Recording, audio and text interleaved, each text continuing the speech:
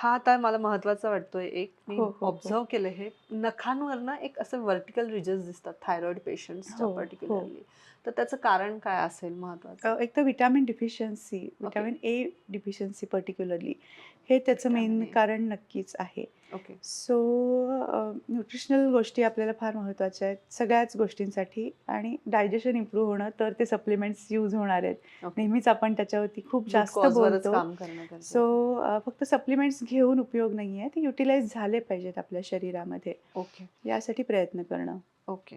आणि थायरॉइड आणि पीसीओएस हं, आपण हं. एकदा ह्या सगळ्या ह्यावर एक पर्टिक्युलर आपला एपिसोड पण झालेला हो, आहे. हो. पण हे जर दोन्ही असतील तर मग कॉस्मेटिक कॉम्प्लिकेशन्स जास्त वाढतात का? अगदी नक्की वाढतात.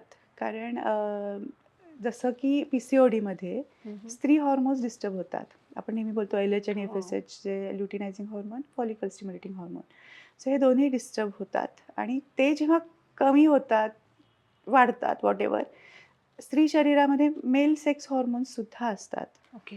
टेस्टोस्टेरॉन आहे, एंड्रोजन आहे. सो जेव्हा पी-सी-ओ-डीमध्ये स्त्री हॉर्मोन्स डिस्टर्ब होतात, मेल सेक्स हॉर्मोन्स ते वाढलेले दिसतात आपल्याला आणि मग त्याचा परिणाम म्हणजे मग एकतर चेहऱ्यावरती अतिरिक्त केसांची ग्रोथ होणं. हो. या गोष्टी मेजरली दिसतात. त्याला आपण नाही थांबवू शकत त्या हॉर्मोन्स हो, जेव्हा आपण हो. डिस्टर्ब असतात त्या पद्धतीने. आणि दुसरं होतं ॲक्ने आहे किंवा हं. पॅचेस आहेत, ब्लॅक पॅचेस किंवा रेड पॅचेस आहेत. ओके. हे होण्याची शक्यता थायरॉईड प्लस पी-सी-ओ-डी किंवा फक्त पी-सी-ओ-डी असलेल्या पेशंट्समध्ये सुद्धा बरेचदा आपल्याला दिसतात. ओके. आणि ते मॅनेज करण्यासाठी तुम्ही वरून कितीही काम करा, काही उपयोग होत नाही. तात्पुरता उपयोग होतो. मे बी तुम्ही मेडिसिन्स घेताय, काही क्रीम्स वापरत आहात. ते तात्पुरतं होणार आहे. ते क्रीम्स किंवा मेडिसिन्स हं. बंद केले, की पुन्हा ते ॲग्रिव्हेट होताना दिसणार आहे. ओके. त्यामुळं तिथं कुठेही तुम्ही लेझर थेरपी करा एक्स्ट्रा हेअर हो, हो, ग्रोथसाठी. हो. तरीही तुम्ही मग स्किनला अजूनही डिटोरिएट करता आहात. सो इथं पुन्हा आपल्याला त्या हॉर्मोन्सलाच नॉर्मलाईज करणं हा एकच हं. उपाय राहतो एकंदरीत पर्मनंट हां, रिझल्टसाठी. लेझर हेअर रिमूव्हल असेल किंवा म्हणजे असं म्हणतात, की ज्यांना थायरॉइड आहे, पण ह्यांना ही ट्रीटमेंट करायची आहे हं, लेझर हं, रिमूव्हलची. हं. तर ह्याचे रिझल्ट स्लो येतात कंपेअर टू नॉर्मल पेशंट्स असं आहे का? लेझरचे कमी येतात असं म्हणणं आहे. लेझर हेअर रिमूव्हल जी लेझर हो, हो. ट्रीटमेंट आहे, हं, हं, हं. तर त्यामध्ये इमिडिएटली एक्स्ट्रा हेअर ग्रोथ थांबवल्या थांबवली जाते, जाते. राइट? करेक्ट, बरोबर? Correct, correct. पण जे पेशंट्स थायरॉइड हं, पेशंट्स हं, हं. आहेत, त्यांच्यावर ही ट्रीटमेंट हं, हं, हं. इमिडिएटली वर्क करत नाही, असं अ, म्हणतात. नाही असं काही नाहीये. लेझर ट्रीटमेंट केली तर तुम्हाला ते इमिडिएट उपयोग दिसणारच आहे. बरं. पण पुन्हा तोच प्रश्न आहे. तुम्ही वरती काम करत आहात, प्लस तुम्ही लेझरनी त्याच्यावर स्किनवरती अजून काहीतरी रेडिएशन्स देत आहात.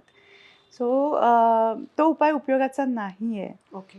तुम्ही हे करून सुद्धा परत लेझरनी करून सुद्धा पुन्हा ती एक्स्ट्रा हेअर ग्रोथ होणं हे चान्सेस थायरॉईडच्या पेशंट्समध्ये खूप जास्त येतात. ओह! सो कुठल्याही पद्धतीची तुम्ही ही ट्रीटमेंट करता आहात, त्याचे पर्मनंट ते सोल्युशन म्हणून आपण यूज नाही करू शकत. ह्यामध्ये ती मायक्रो ब्लेडिंग ही पण ट्रीटमेंट इन्क्लूड अगदी, होईल अगदी नाही? परमनंट मायक्रोब्लेड नाहीच आहे ती. अगदी, अगदी. तीही पर्मनंट नाहीये. बराचसा तो ट्रेंड आलाय आता. मायक्रो ब्लेडिंग किंवा बोटॉक्स ते बोट काय फिलर्स वगैरे असतात ते येस, सुद्धा. Yes. Is it safe for thyroid patients?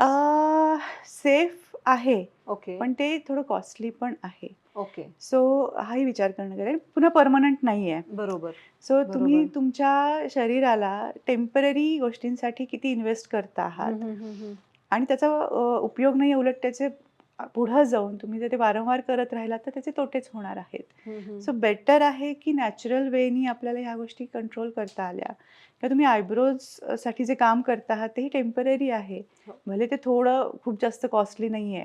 हं, हं. पण तरी तुम्ही किती करत राहणार आहात? तुमची बरोबर. नॅचरल जी टेंडन्सी आहे, तीच जर तुम्ही छान कॅरी करू शकलात, त्या पद्धतीनेच तुम्ही छान दिसू शकलात, तर अशा एक्सटर्नल गोष्टींची गरज नाही लागत आपल्याला. बरोबर, बरोबर.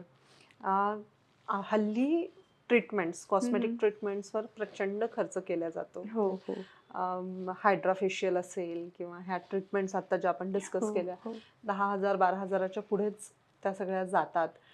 पण मग ह्या ट्रीटमेंट फेअर आहेत का? म्हणजे खरंच व्हॅल्युएबल आहेत का? असं काय वाटतं तुम्हाला? नाही, याची गरज नाहीये. तुम्ही फक्त हायड्रेशन मेंटेन ठेवलत ना तुमच्या रेग्युलर डाएटमध्ये, हं, हं. तुमचं पाण्याचं इंटेक असेल, व्हिटॅमिन सी युक्त फ्रुट्स असतील, पालेभाज्या असतील, तर ह्या जर गोष्टी तुम्ही छान व्यवस्थित खात असाल ना, तर या एक्सटर्नल केअरची खरं तर गरज बिलकुल नाहीये. ओके. हे कधी करा जेव्हा तुम्हाला इमिजिएट इफेक्ट हवा आहे, काहीतरी छान फंक्शन आहे एखाद्या वेळेत तुम्ही या गोष्टी करणं, हम्म, मग हम्म. फेशियल म्हणा किंवा काही टेक्निक्स यूज केल्या जातात किंवा लगेच ग्लो येण्यासाठी म्हणा. सो कधीतरी तुम्ही केल्या तर ठीक आहे. वारंवार त्या कराव्या लागल्या नाही पाहिजेत. नॅचरलीच आपली स्किन आतनं हेल्दी असेल, हायड्रेशन व्यवस्थित असेल व्यवस्थित आपल्या असेल. शरीरातलं, तर ह्या कुठल्याही गोष्टींची गरज आपल्या शरीराला लागत नाही. ओके. नॅचरलीच आपण ती ब्युटी आपली आहे ती छान कॅरी करू शकणार आहोत. ओके. सो एक्स्ट्रा खर्च जो आहे तो या ट्रीटमेंटवरती करण्यापेक्षा तुमच्या डाएटवरती तुम्ही फोकस केलात, ओके. Fitness, diet. फिटनेससाठी तुम्ही प्रयत्न केलात, तर तो लाँग टर्म इफेक्ट देणारा ठरणार आहे. डॉक्टर, कॉस्मेटिक रिकव्हरीसाठी अशा 3 गोष्टी ज्या अवॉइड करणं गरजेचं आहे ओके. किंवा अशा 3 गोष्टी ज्या ऍड केल्या तर तुम्ही अजून नक्कीच. सुंदर दिसाल? येस. सो अव्हॉइड करायच्या म्हणल्या, टाळायच्या म्हणल्या तर सगळ्यात महत्त्वाचं आहे अनहेल्दी लाईफस्टाईलमध्ये ज्या महत्त्वाची गोष्ट बरोबर. आहे ती डाएट. हम्म. जंक फूड खाल्लं जातंय आजकाल खूप जास्त, हो. किंवा ऑइली स्पायसी खाल्लं जाते, क्रेविंग्स खूप होत आहेत. सो ते आपल्याला टाळल्या पाहिजेत. हेल्दी गोष्टींकडे गेलं पाहिजे, अडॉप्ट करण्याचा प्रयत्न केला पाहिजे. दुसरं महत्त्वाची गोष्ट आहे की तुमच्या एक्सरसाइजवरती थोडासा फोकस करणं गरजेचं आहे. ओव्हरऑल फिटनेससाठी तर नक्कीच महत्त्वाचं आहे, पण प्रॉपर चेहऱ्यासाठी जर आपल्याला गोष्टी काही हव्यात तर फेस योगा हा एक खूप ओके. छान ऑप्शन आहे. Yes, right. कारण बाकी सगळ्या शरीराचा व्यायाम होऊ शकतो कुठल्या अगदी, वेगवेगळ्या अगदी. ॲक्टिव्हिटीजनी. चेहऱ्याच्या मसलला काही ॲक्टिव्हिटीज नसतात.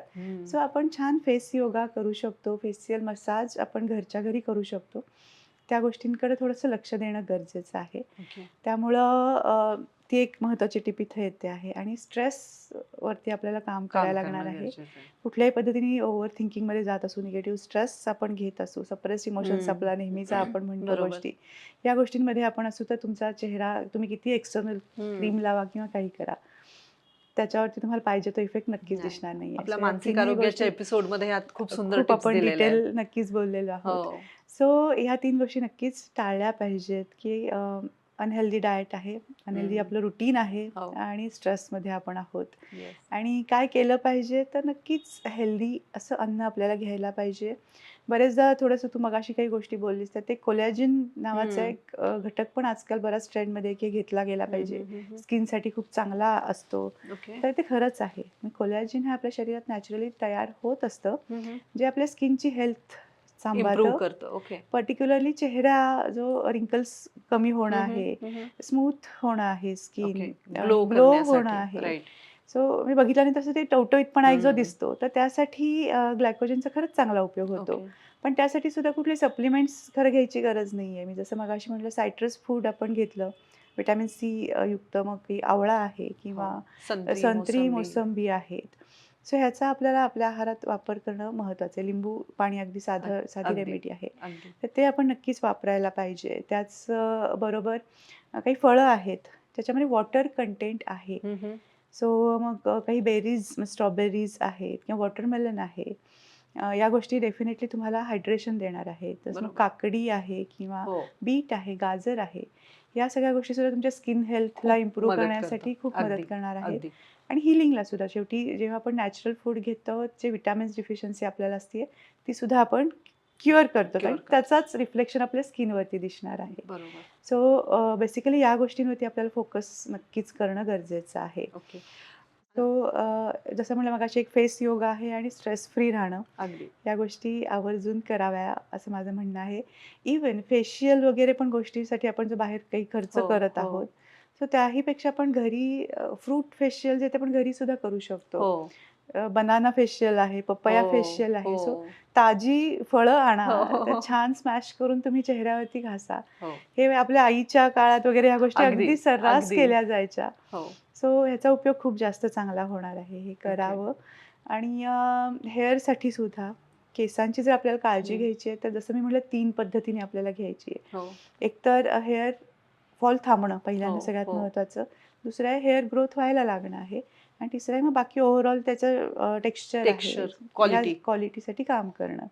मग जनरली माका म्हणजे भृंगराज हो. आहे, जटामासी हो. आहे हो. किंवा रोजमेरी आजकाल आवळा. मिळत आहे, आवळा आहे. सो या पद्धतीने बनवलेलं तेल जर असेल तर ते तुमच्या हेअरच्या हेल्थला खूप जास्त चांगलं इम्प्रूव्ह करणार आहे. तर हेअर ग्रोथ पण आहे, हेअरफॉल कमी करण्यासाठी पण आहे. कोकोनट ऑइल जर तुम्ही फक्त वापरत असाल तर ते प्रॉपर नरिशमेंटसाठी त्याचा राईट. उपयोग होणार आहे. कॅस्टर ऑइल सुद्धा आपण वापरू शकतो हो. केसांसाठी, जेणेकरून फॉलिकल जे हो. स्ट्रेंथ कमी झाली आहे आपल्या हो. केसांची, ती आपण वाढवू शकणार आहोत. सो या गोष्टी नक्कीच मदत करतील. Almond Yes. ऑइल आपल्या स्किनला आणि हेअरला दोन्हीही खूप दोन्हीकडे अगदी. महत्त्वाचं आहे. अनियन ऑइल पण, कांद्याचं ऑनियन ऑइल तेल. पण त्यात येस. सल्फर आहे. सल्फर आपल्या अगदी. केसांच्या ग्रोथसाठी नक्कीच मदत करतं. ओके. सो काय आपल्याला प्रॉब्लेम आहे आणि कुठे आपल्याला काम करायचं आहे, त्यानुसार याच्यावरती पण आपल्याला फोकस करणं. ओके. जसं पुन्हा की काहीतरी समोर आलं आणि तेच वापरलं हम्म, तर हम्म, हम्म. उपयोगाचं नाहीये. जे बरोबर. आपल्याला गरजेचं आहे ते आपण वापरू शकतो नक्कीच. ओके. इवन अजून एक रेमेडी जी आपण हेअर डाय म्हणूयात किंवा काळे करण्यासाठी ज्या हो गोष्टी हो हो वापरल्या हो. जातात.